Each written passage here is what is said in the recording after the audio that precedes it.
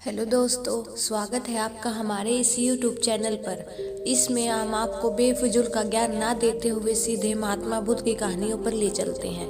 तो सुनिए आज की हमारी कहानी। कुछ समय पहले की बात है। एक राज्य में एक राजा हुआ करता था।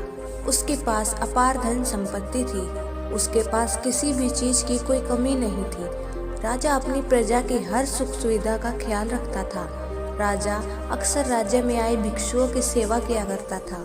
यहाँ तक कि उसने अपने राज्य में भिक्षुओं के लिए कई आश्रम मठ तैयार किए हुए थे, ताकि जो भी भिक्षु महात्मा आए वो वहाँ रुक सके। सभी राजा के इस क्रम से बहुत प्रसन्न थे। जो भी भिक्षु आते राजा के इन सभी कार्यों की प्रशंसा करते थे।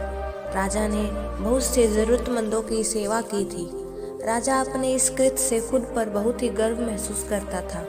एक बार राजा के राज्य में महाज्ञानी महात्मा पहुंचते हैं। दूर दूर तक उनकी प्रसिद्धि थी। वो एक यात्रा के दौरान लौट रहे थे। मार्ग में उस राज्य में बने मठ को देखकर वो अन्य भिक्षुओं के पास रुक जाते हैं। इतने बड़े महात्मा को देख सभी प्रसन्न हो जाते हैं और उनकी सेवा में लग जाती हैं। धीरे धीरे पूरे राज्य में यह बात फैल जाती है कि यहाँ महात्मा आए हुए हैं। जब राजा के पास यह सूचना पहुँचती है तो वो स्वयं महात्मा से मिलने आ जाते हैं। राजा महात्मा के पास जाता है और उन्हें प्रणाम करके कहता है कि आप मेरे राज्य में आए, मेरे द्वारा बनाए गए मेरे इस मठ में रुके, मुझे इस बात की प्रशंसा है। और फिर सभी महात्मा के समक्ष बैठ जाते हैं और उपदेश सुनने लगते हैं। उपदेश पूरा होने के बाद राजा महात्मा से कहते हैं कि ये मठ आपको कैसा लगा गुरुदेव?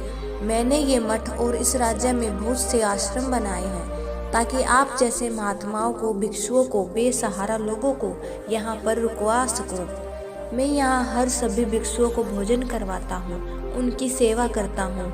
मुझे यह पुण्य का काम करके बेहद प्रशंसा होती है। मुझे अवश्य ही इसका एक अच्छा फल मिलेगा। मैंने सही कहा ना गुरुदेव?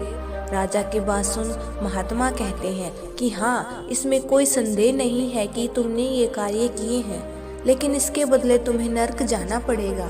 ये सुन राजा आश्चर्य से भर गया कि भला ये महात्मा ऐसा क्यों कह रहा है। ऐसा किसी ने इतनी सेवा करने पर, भलाई करने पर कोई नरक जाता है? राजा को यह बात सुन बहुत हैरानी होती है। आज से पहले सभी ने उसकी प्रशंसा की थी, पहली बार ऐसा कुछ कहा था किसी ने। महात्मा कहते हैं, बेशक तुमने पुण्य किया है, लेकिन यह पाप की श्रेणी में आता है। महात्मा की ये बात ना तो राजा को पसंद आती है और ना ही भिक्षुओं को। राजा महात्मा पर क्रोधित हो जाता है और कहता है, मैं तो यहाँ स्वयं आपकी सेवा करने के लिए आया था, लेकिन आप तो मेरे ही राज्य में आकर मेरी ही प्रजा के सामने मुझे बेइज्जत कर रहे हैं। महात्मा कहते हैं कि मैंने तो सत्य कहा है, लेकिन तुम स्वयं भी इस बात से अनजान हो कि पुण्य भी पाप होता है। राजा इस बात से सहमत नहीं होता और कहता है कि मेरे इस पुण्य के बदले मुझे फल जरूर मिलेगा, और इतना कहकर वहां से चला जाता है। महात्मा भी अपने आश्रम चले जाते हैं। राजा को यकीन था कि उसे जरूर कुछ पुण्य मिलेगा। समय बीतता जाता है, राजा की आयु बढ़ती जाती है और फिर वह अपने अंतिम समय पहुंच गया। जब उसका अंतिम समय निकट आया तब उसके मन में उन महात्मा का ख्याल आता है और वो अपने सैनिकों को भेज उन्हें बुलाने का आदेश देते हैं और महात्मा उनसे मिलने पहुंचते हैं और राजा के समक्ष जाके बैठ जाते हैं। तब राजा उन्हें प्रणाम करके उनसे पहले किए दुर्व्यवहार के लिए क्षमा मांगते हैं। महात्मा कहते हैं कि वो बात तो उसी समय खत्म हो गई थी। राजा महात्मा के समक्ष अपने मन की बात रखता है और कहता है कि मैंने आजीवन पुण्य किए, फिर भी मुझे यही सामान्य लोगों जैसी मृत्यु मिल रही है। ऐसा क्यों?